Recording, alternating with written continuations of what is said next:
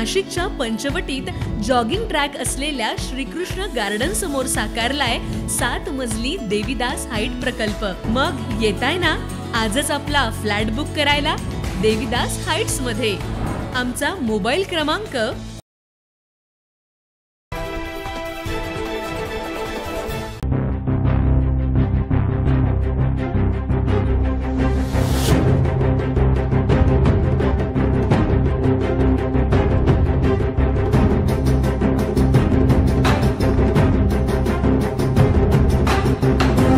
गुजरातमधून एक मोठी आणि धक्कादायक बातमी समोर आली आहे। अहमदाबादकडून लंडनकडे निघालेलं एअर इंडियाचं प्रवासी विमान कोसळल्याची माहिती समोर येते। या विमानात 242 प्रवासी असल्याचं सांगितलं जातंय।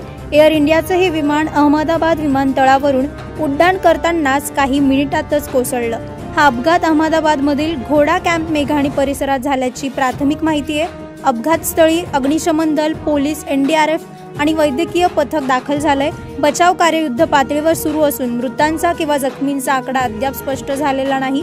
राज्य पोलीस नियंत्रण कक्षानेही विमान कोसळल्याची माहिती अधिकृतरित्या दिली आहे। हे विमान लंडनकडे निघालं होतं आणि त्यात भारतीय नागरिकांसह अनेक परदेशी प्रवासी असल्याची शक्यता वर्तवली जाते। यामध्ये माजी मुख्यमंत्री विजय रुपाणी हे सुद्धा या विमानातून प्रवास करत होते। 1:39 विमानाने टेक ऑफ केलं होतं आणि पुढच्या काही मिनिटातच या विमानाचा अपघात झाला। अपघाताचं नेमकं कारण अद्याप अस्पष्ट आहे, मात्र यंत्रणांकडून चौकशी सुरू झाली आहे। विमानाचा मागचा भाग झाडाला अडकल्यामुळे हा अपघात झाला असल्याचं बोललं जात आहे।